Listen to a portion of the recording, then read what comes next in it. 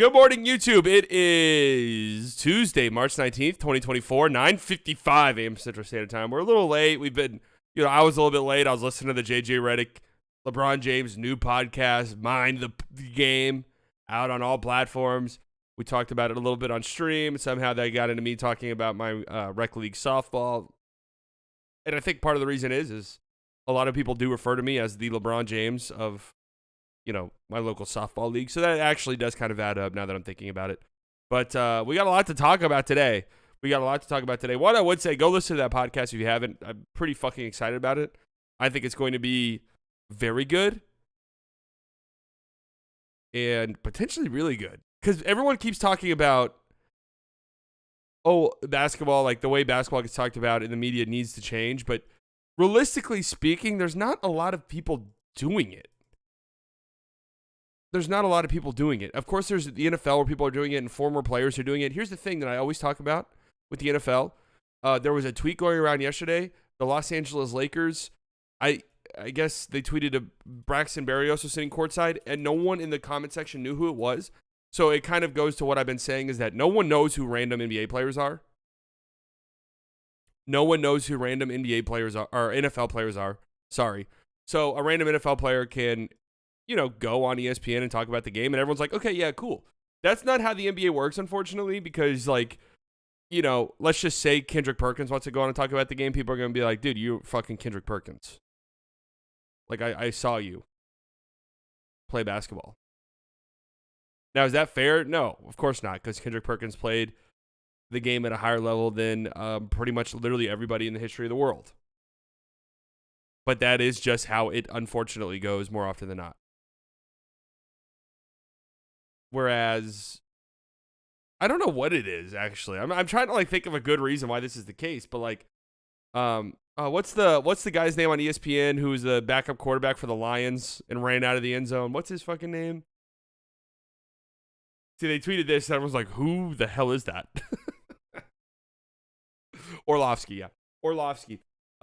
Orlovsky, who is a backup quarterback and pretty bad in the NFL, can be like one of the bigger voices in national media, and it kind of makes some sense.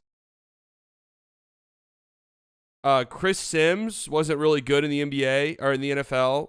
Like, he's one of the more, I guess, respected voices, depending on who you ask, I guess. But he's one of the more influential ones. And they really dive deep into the game.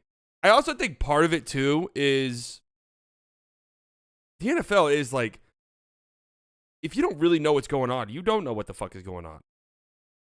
The NBA is like that, too. However, it's a little bit more, NBA is like soccer. It's a free-flowing game. A lot of things happen. And in the NBA, the players are so talented that a lot of times you don't need to run all of these set plays. You could just get the ball. Hey, we'll run a high pick and roll. And that's it. And there's not much to understand other than, wow, that guy's really fucking good. And he just cooked them. And that's what makes it really beautiful. Sometimes the NFL's like, well, this guy's supposed to be in the flat and he's over in the middle, and this guy's supposed to be in cover 2 high zone read, and he's low, and he jumped it, and he was supposed to be back and help, and this lineman was supposed to stunt, but he's curled. And it's like, oh, there's so much going on here. Still think it's by far the easiest sport. Played all sports growing up. Football, easiest. I actually don't even think it's a competition. Me and my friends get into this argument all of the time. What is the most difficult sport to go professional in? And the easiest sport to be like a professional in? Football, American football, bar none. I mean, not even a competition, the easiest sport to go professional in. Just one, the rosters are so fucking huge, obviously. Obviously. So that factors into the equation, of course. But if you're fast, you'll be on a team. If you're stupid strong, you'll be on a team. If you're athletic, you'll be on a team. How long will you be on the team? That is up for debate. But you'll make a team. You'll make a team. Okay? People running in straight lines and jumping is it has a huge effect on the draft. Okay? Just got to be real. They sit there and watch guys run in a straight line. And I'm just being honest. I'm not hating. I'm just being honest. Do you say, well, basketball, you just have to be tall? The amount of skill that goes into being an NBA basketball player is insane. Hockey, I got to be real, one of my weak spots. I have no idea. Seems to me absolutely insane. I will say baseball.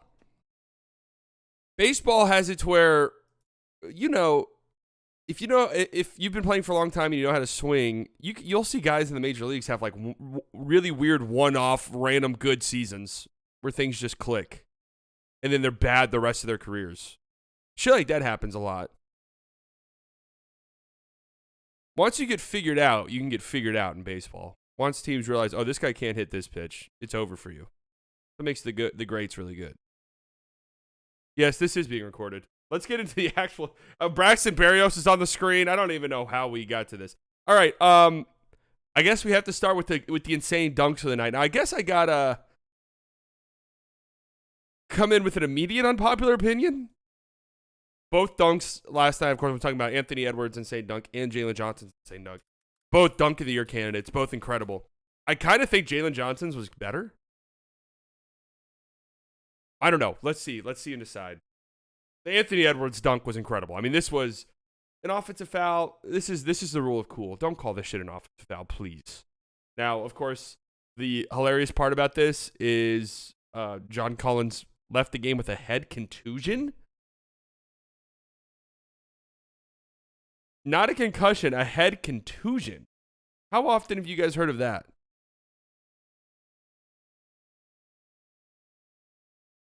And Anthony Edwards dislocated his finger here.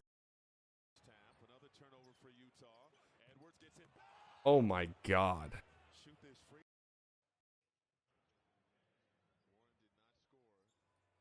Oh my Lord. Having to leave the game because you hurt your head getting dunked on is actually kind of nuts.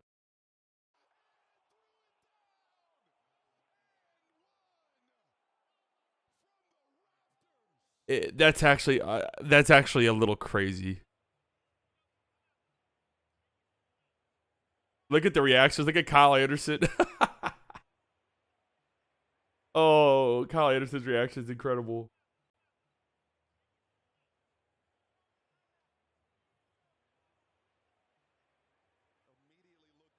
Incredible.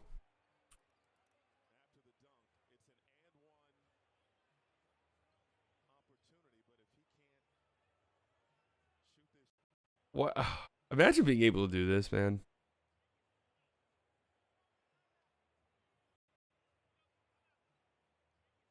Okay. So that's that's one of the better dunks you'll see. That's the Anthony Edwards dunk. Here's him reacting after the game.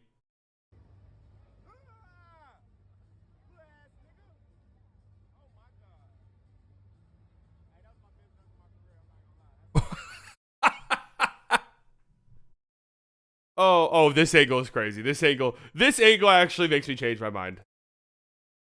Oh my Lord. Look at everyone on the bench. Jesus.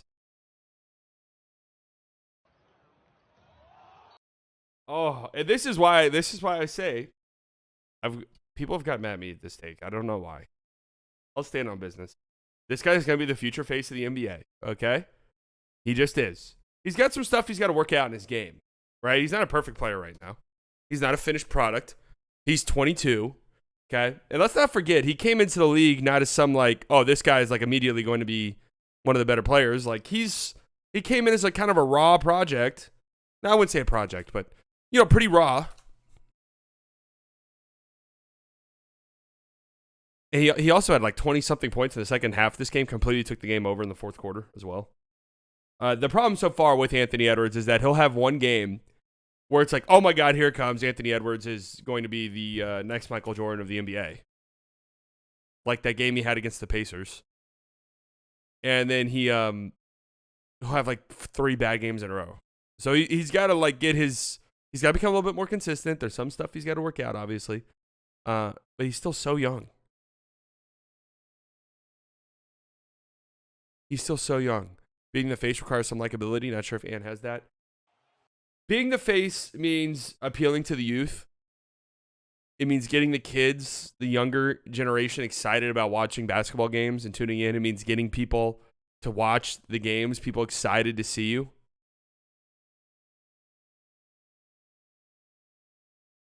And Anthony Edwards is going to check all of those boxes.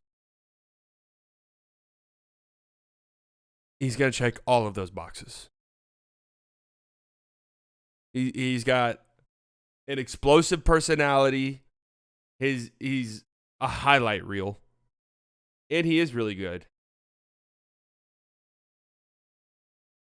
Now, I do agree with you that now that I'm thinking about it, most like recent faces of the league have had at least a stretch where it was like, oh, this guy's the best player in the league. Will Anthony Edwards ever get to there? Jeez.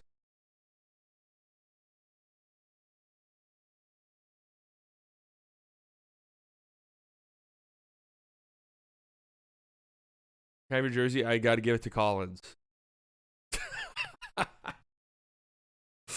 Oh, my God.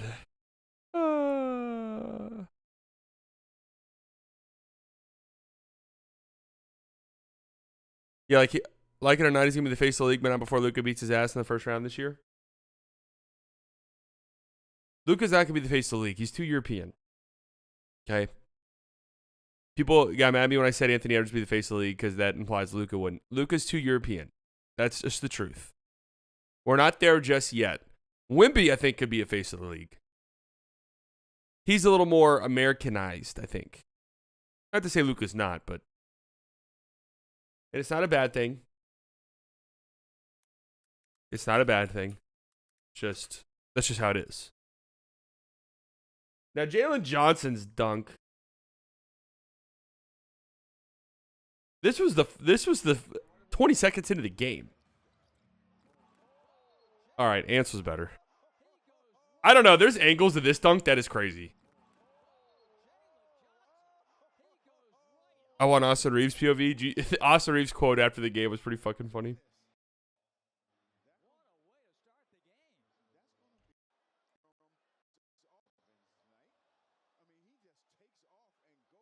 No, that's crazy. Ant's poster is a little bit better because Reeves is trying to draw a charge where John Collins jumped.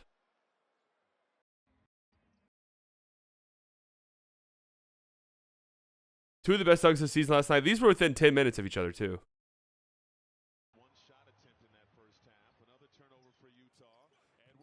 Oh, okay. I'm sorry. I'm sorry for even starting it by saying that the Jalen Johnson one was better, although the Jalen Johnson one was sick. Anthony Edwards dislocated his finger and gave John Collins a fucking concussion.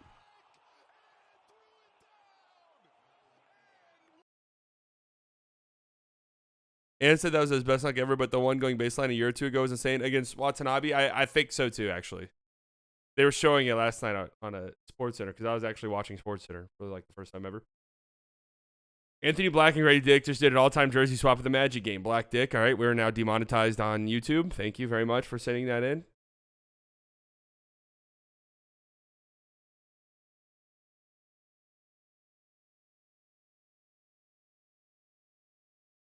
I think, I don't know if this is true or not, but I think I saw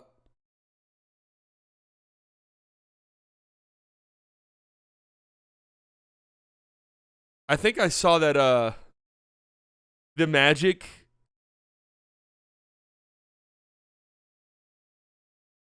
social media guy got fired for that.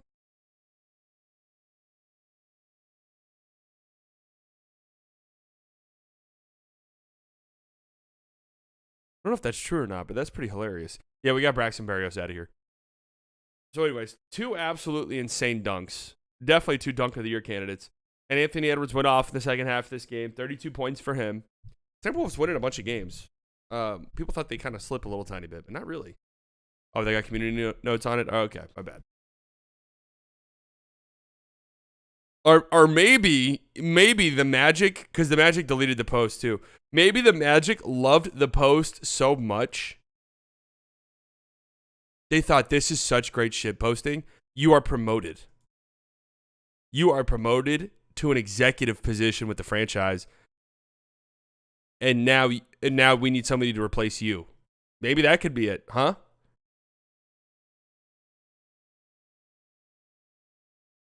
What are the Timberwolves like recent games? Wow, 3-game winning streak. Clippers, Jazz. Oh, that dunk was crazy, bro. I feel like moving to Orlando. Would living in Orlando be weird? I feel like just the proximity to Disney World would make it just a weird place to live at. I've been to Disney World, but I've never been to like Orlando in any real capacity. So maybe I'm wrong. Maybe that's not fair. But I feel like you would just be either constantly bombarded by annoying fucking families or Disney adults, which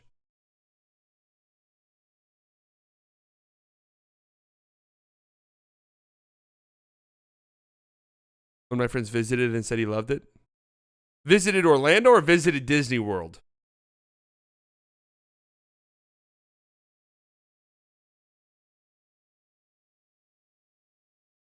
Remember when the Jazz were competing for a playing spot? Yeah. Those were the days, my friends. Then they traded away Kelly Olynyk, who was actually pretty important for them. Cavs and Pacers. Actually, no. Let's just talk about this Kings Grizzlies game first. They can't keep getting away with it, guys. They genuinely cannot. I'm sorry. I really hate to get on this. I'm sorry that I come off like such a big hater. There's simply no way a Kings fan would ever enjoy my content. And that's okay. I completely and totally understand. And it's not fair because they went so long without making the playoffs. And they should be this fun, happy story that everyone should be rooting for. I cannot, for the life of me, root for it for multiple reasons. I cannot stand watching Domantas Sabonis play basketball. I'm sorry. And also, too, come on, guys. Get out of the 6th spot. Get out of it. Get out of it. Get out of it, please. There is such a polar bear in Arlington moment whenever you look at the top fucking 6, in the top 8, really, in the NBA currently, in the Western Conference. I'm sorry. I am sorry. I cannot believe this team is 11 games above 500. It does not make any sense to me. Somebody might have to go back and double check it.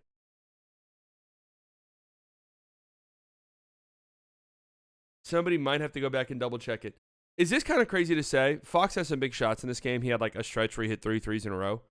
There are games where I'm like, is Malik Monk just like better than De'Aaron Fox? I know that's crazy and I know it's not true, but it feels like a lot of the games I watch,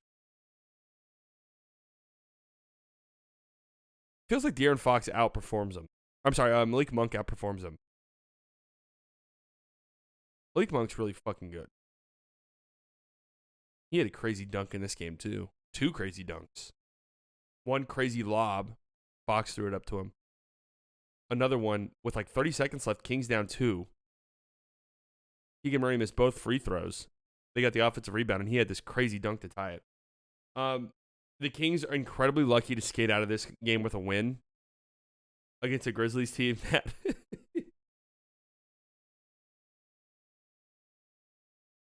their half-court offense is so bad. So bad.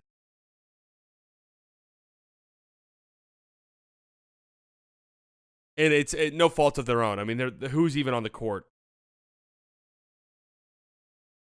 This guy was new. Dejan Giroux, is that his name? Dejan Giroux. This guy was a new player for me.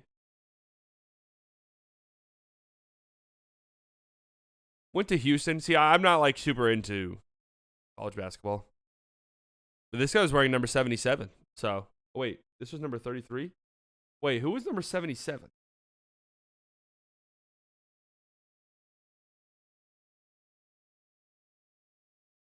Wait, something's not adding up here, actually. Something is actually not adding up. He was okay. That was him. Why does it say his number's 33?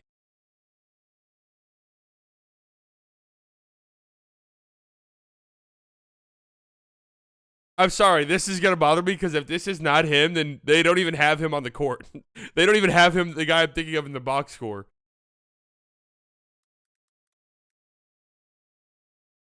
All right, no, he is 77. Okay. DeJounte Drew, shout out to him. They picked up a custom Luka jersey. A Grizzlies fan who wanted to tank for Luka. You're like, fuck, we need a jersey.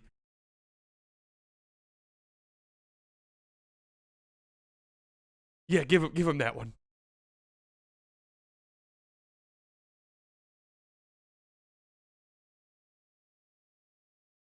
But the Kings incredibly lucky to skate out of this game with a win. It looked like the Grizzlies were ready to ice it. Santi Aldama got an and one with 50 seconds left. Missed the free throw. I thought there was a real borderline call on a box out by G.G. Jackson that put Keegan Murray at the free throw line. A call that I don't love seeing, to be honest with you.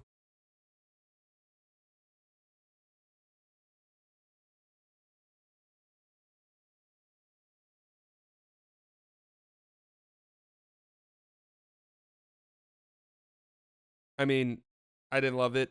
And Keegan Murray did miss both, to be fair. So the Grizzlies could have gotten a rebound and pretty much iced the game right then and there. Yeah, true. I mean, the Grizzlies choked on the rebound. It was a ball to the line moment. And this game featured, when was it in the game? It was late in the fourth quarter, but I don't know how late. This game featured one of the worst fucking things in the league currently. I will constantly talk about how bad it was. 2:40 left in the game.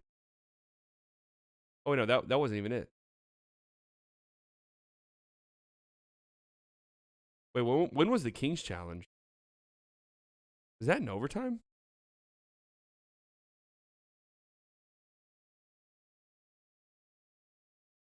Oh, it was in overtime. Yeah. A 4-point game in overtime. The worst thing that's currently in the league, guys. The worst thing that's currently in the league. Kings miss a shot. G.G. Jackson goes for a rebound. Okay? He's up there. The bonus is not up there. Gigi's going up there to get the rebound. It's going to be Gigi's rebound. He gets shoved in the back. Blatant and obvious foul on Sabonis. I mean, obvious as it gets. G.G. Jackson loses it. The ball goes out of bounds. The refs call it out of bounds off of Sabonis. Now, I saw somebody make a point that makes a lot of sense, is that they used to never really call that a foul because they didn't want, free throws to come from it in a big moment or something like that. But now with replay review, you can just challenge these calls. They can't change it to a foul. They can only look at the out of bounds. You go and look at it. Yeah, Sabonis never touched the fucking ball or even came close to touching the ball. Why? Because he's two-arm shoving G.G. Jackson to the ground.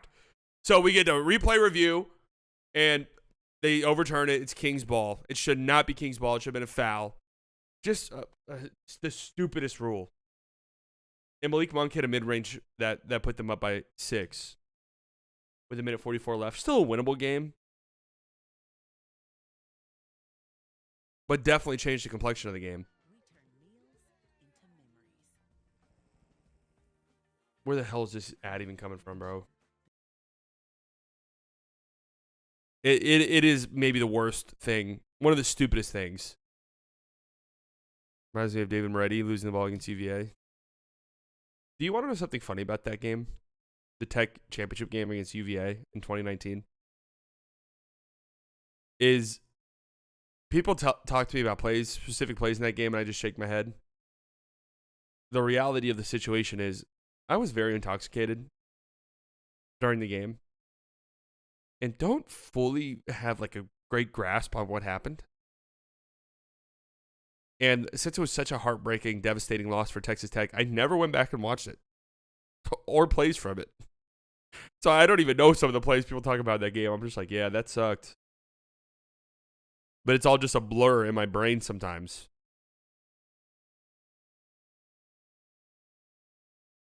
No, I don't want you to describe it. It's okay. Would have been an incredible moment. Would have been an incredible moment. So, anyways, the Kings very fortunate to escape this game with the W. I just do not think they're on par with the teams surrounding them. I don't. They're a fun story and everything like that. Actually, though, last year they were a fun story. They're not a fun story this year to me. I hate what they did not do in the offseason. I do. I think they owed it to themselves, to their fans, to like actually fucking make an attempt to solidify everything they had going on, and they just instead did nothing.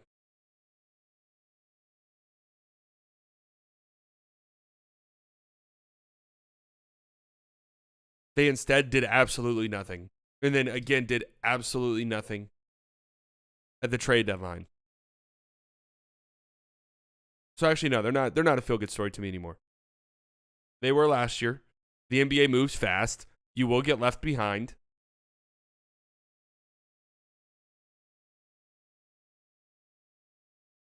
So anyways, unfortunate for Suns fans, Mavs fans, Lakers or Warriors fans who are rooting for Kings losses. The Kings have now just narrowly by the hair on their chin escaped with, I would call, very fortunate wins against the Spurs and the Grizzlies. They've had some impressive wins sprinkled in. Like, they dominated the Lakers. They dominated the Bucks. What, buddy? You need some food?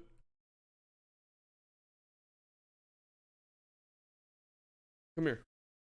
All right, he's out of here. He just ran off. All right, what else happened last night?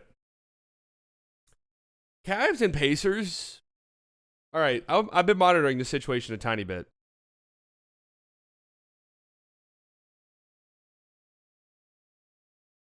Was that an animal or a small child? That was an animal. I don't have small children running around. Thankfully for me.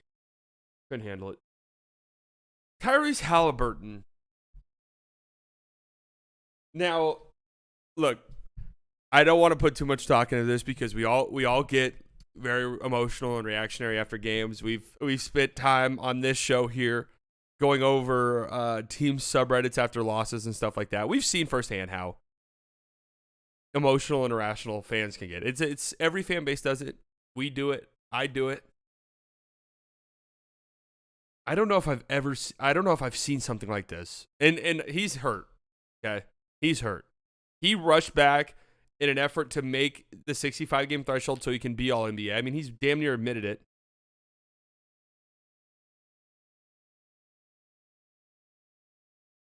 The twisted irony of it all is that I don't know if he's... Are we sure he's going to make All-NBA? Like, that's what's kind of fucked up about it. He rushed back to make an All-NBA team. I'm not entirely sure he makes one.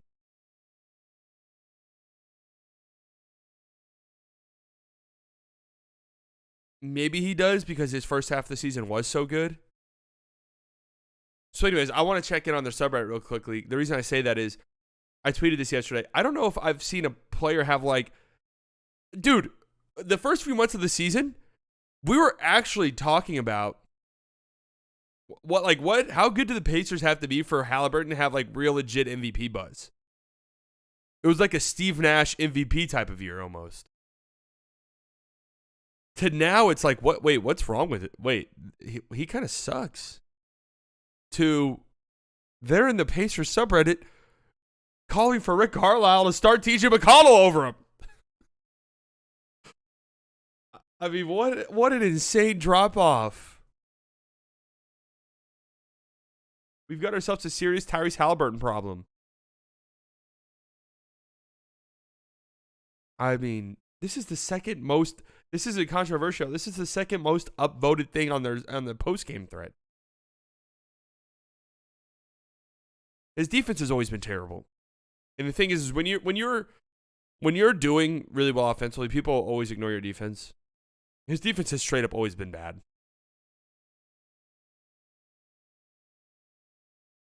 Next year's our year. Everyone will be fully healthy. We'll re-sign Pascal. Reese and Ben will learn how to play defense.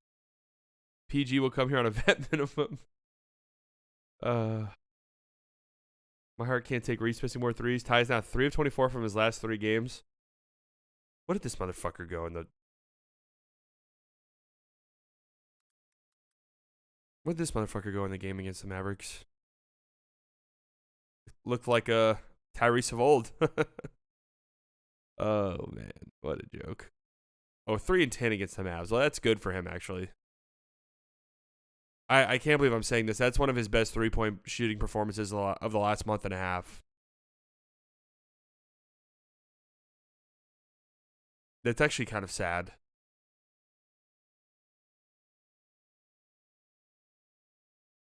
Yeah, the step back threes, he doesn't generate anywhere near enough space on those. And I don't know if it's his hamstring thing. His isolation game it looks very wonky right now. And he's just not generating anywhere near enough space.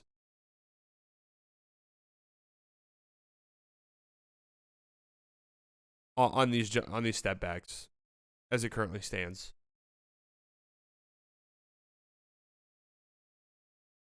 Ty Ness shooting 17% from 3 in March.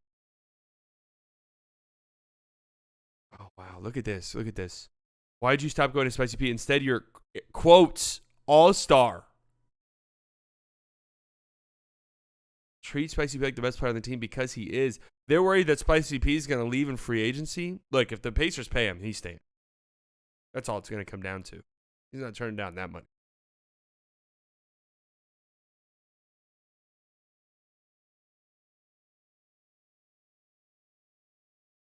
This team lost all of its swagger. That's what it feels like too. And part of it is the Siakam trade. Their offense has just it's slowed down. It's not as run and gun. I think that was a decision on their part because they wanted to play better defense, and part of playing better defense was just slowing the game down a tiny bit. But their offense has taken a big step back. Like the Celtics are 3 points better offensively than they were. Remember, Indiana was like on pace to be the greatest offense ever by offensive rating by like 1 million points.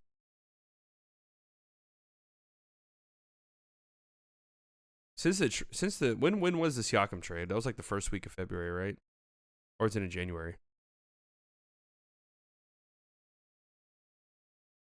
Well, since February 1st, they are 8th in offense, which is still good, but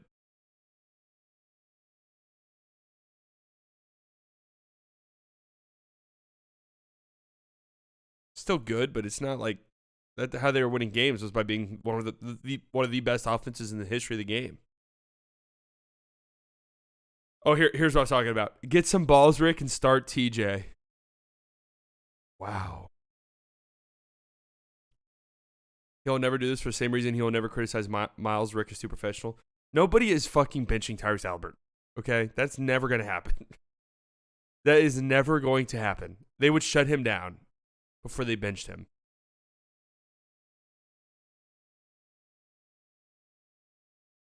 There's zero excuse for Haliburton's play. He has fallen off worse than any All-Star I can remember. Hamstring injuries are tough, dude. They're tough. Look, I know it's... You guys love whenever I compare playing NBA basketball to my adult men's softball league. But look, here's the reality of the situation at hand. I pulled my hamstring. That shit took me like 3 months to not limp. Now, I'm not a professional athlete, although you come to an adult softball Thursday night game, could be easily fooled into thinking that. But those, like, you're supposed to like not do anything on those. Like, there's some treatment stuff, but the reality is you just kind of need to rest it until it gets better. Rushing back from an injury with a hamstring injury is like...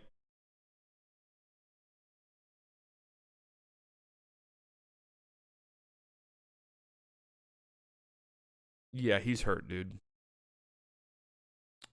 Not sure I'm confident that Hallie will lead this team anywhere without a change of mindset. Even if his hamstring is bothering him, it shouldn't affect his decision making at this level. He's making losing basketball decisions all over the court. Second quarter abomination aside, he's been cold all game, and we close the game with Hallie ISO 3, offensive rebound, Hallie layup, Hallie waves off Siakam, mismatch to brick another ISO 3 that gives the Cavs another shot at a 4-point lead. Then another brick with 12 seconds left to seal it. Prime Steph? I have never seen Steph spelled like this. Wow.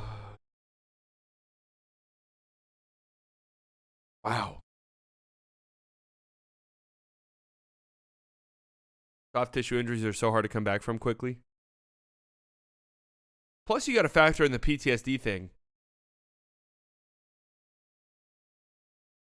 You got to factor in the PTSD part. Nice game for Karis LeVert. Karis LeVert, quietly. Well, I think Malik Monk's going to run away with Sixth Man of the Year. I think that race is completely and totally signed, sealed, and delivered at this point. LeVert, I think, should finish in the top 3. I guess I'd have to sit down and really look at it, but in my brain, I feel like Karis. I know he started in this game, but in my brain, he feels like he should be in the top 3. Celtics blow out the Pistons. Honestly, I have no clue what happened in this game. Sixers beat the Heat. Kind of a bad loss for Miami, but no Jimmy Butler. They did play the day before. What's the deal with Jimmy? When's he coming back? Because, they need to win some games. Jaime Jaquez had a rough final couple minutes.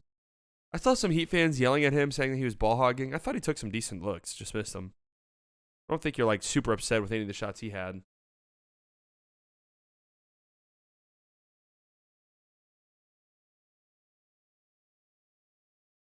You were wondering yesterday why the Sixers were favored. That's true. I guess I didn't. I assumed that Jimmy was just kind of resting in that Sunday game, was going to play in this one, because again, they need to win, unless they actually don't give a fuck. There is a possibility. The Heat genuinely are just we do not care. We do not care where we're at. Just get us to at least the play-in tournament. That's all we care about.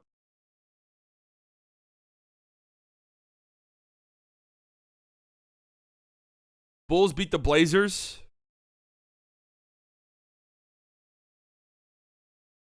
I was watching a little chunk of this game. I still think Anthony Simons is going to make an All-Star game one day. I'll die on that hill. I think he'll make an All-Star game one day. Timberwolves, Jazz, we already talked about this game. Knicks and Warriors. Oh, man. Golden State. One, Steph Curry hasn't been Steph Currying it up lately. It's been a bit of a struggle for him.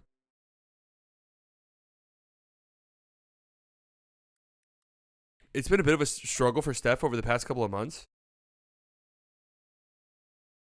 Or really the past month, I guess I should say.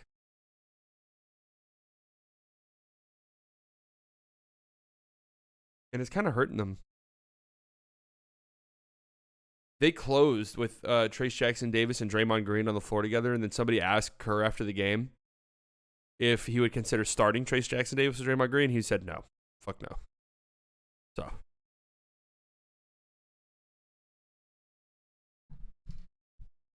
Interesting, though. Interesting closing lineup. Yeah, I like Trayce Jackson-Davis a lot. I think he's a good player. 3 games above 500 now with the Warriors. The Warriors are. They feel kind of destined to be in the 9-10 playing game. 3.5 back of the Suns and the Mavericks right now. Now 1 game back of the Lakers. The Rockets, sneaky. 3 games back of the Warriors. Sneaky 3 games back. And they play each other once. That's actually kind of fun. Just monitor that. What's that season series looking like? The Warriors won it. Okay. So the Rockets would have to have a full game up on them. That would be pretty hilarious if that happened. I got to be honest with you. I doubt it, though. The Warriors will beat the Grizzlies. Oh, that game's on ESPN? Okay. Well, let me tell you how this is going to go. The Warriors are going to beat the Grizzlies by like 14 points. It'll be a 6-point game with 5 minutes left. The Warriors aren't really doing shit, but then they'll pull away a little bit at the end, and then they'll spend the whole broadcast talking about how scary they are. I mean, at the end of the game last night, they were talking about on the broadcast, like, and they're only 3.5 back. If they do this and they do this, it's like, God, can we fucking give it up? Why is Bob Myers allowed to do Warriors game? Huh? Brunson had another great game. He's been on fire lately. Josh Hart played 48 minutes.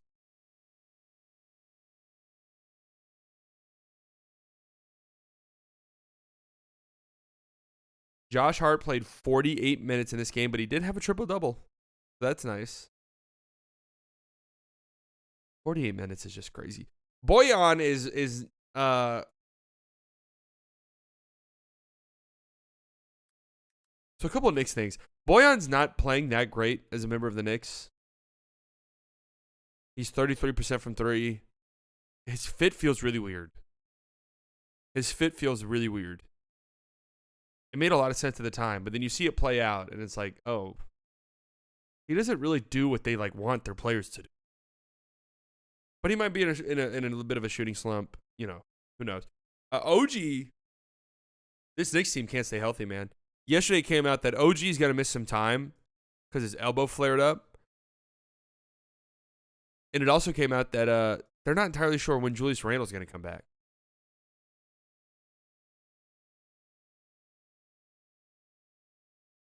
Tell you about his favorite from a couple years ago. Hartenstein playing great. Yeah, man. He's a dog. He is a dog. He really has been balling out lately. He did great on Sabonis a few nights ago in that Kings win that the Knicks had. It's really unfortunate this Knicks team is struggling so badly to stay healthy because they're good. They're really good.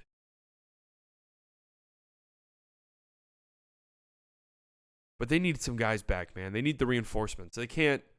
Josh Hart can't play 48 minutes. Miles McBride, who had a great game in this one.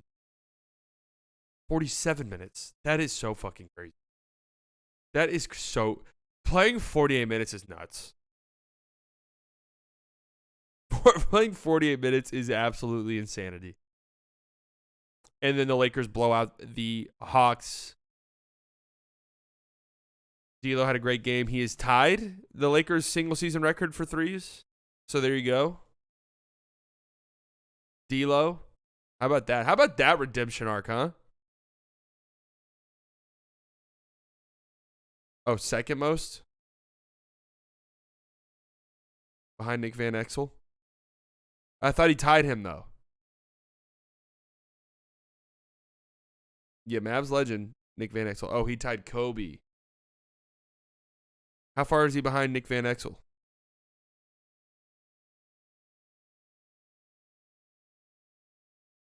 Yeah, kind of insane redemption arc when you think about it. He's like the inverse Tyrese Haliburton. He might have stole Tyrese Haliburton's powers. He might have stole Tyrese Haliburton's powers in the in-season tournament.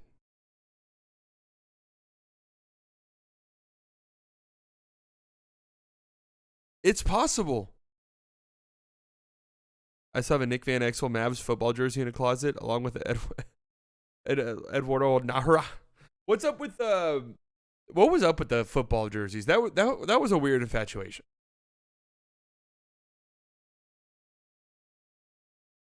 Yeah, hang on to that Nara jersey. Cupid still wears them.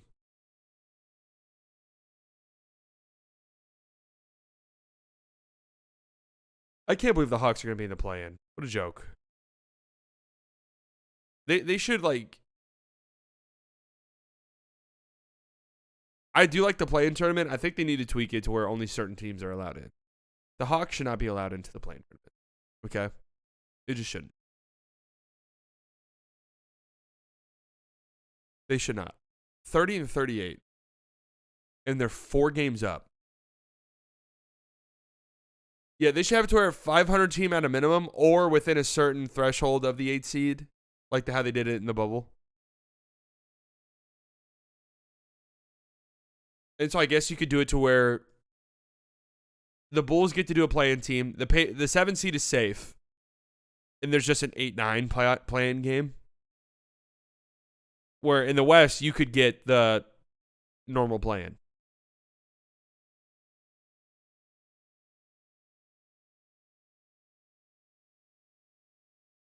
I don't know. The Hawks being in the play-in is hilarious.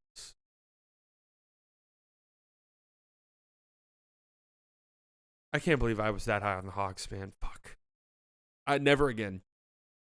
Unless they make drastic changes. Never again. Never again will I fall for that trap. Never again will I fall for that trap. All right, let's see what's going on tonight across the league. We got the Mavs and the Spurs. In San Antonio, look, I'm just gonna say this, and I'm not just saying this to maybe cover my ass in case of a Mavericks letdown. I think this would be a kind of an impressive win. I know that sounds nuts. The Spurs are 15-53. They're not playing super poor basketball lately. They've actually been Zach Lowe was talking about this on his podcast. They've actually been a positive since December when Wemby's on the floor. They're figuring some stuff out. I think this would be kind of an impressive win. I think leaving the season, sweeping this matchup with the Spurs would be kind of nice. And plus, it's a big game for the Mavs, so they need to win it. Hornets and Magic, Rockets and Wizards. Houston, come on now. Hey, we're monitoring that situation at the bottom of the West. We're monitoring it. Keep winning. Pelicans and Nets. Nuggets and Timberwolves. That's fun. That's actually a big game with a lot of implications.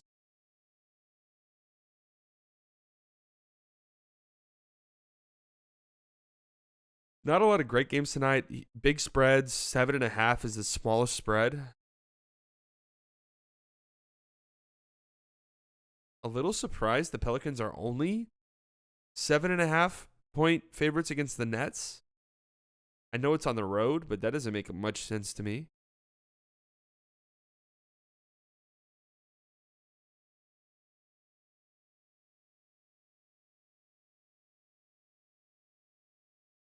So yeah, we'll see. Should be a lot of fun. Go Mavs.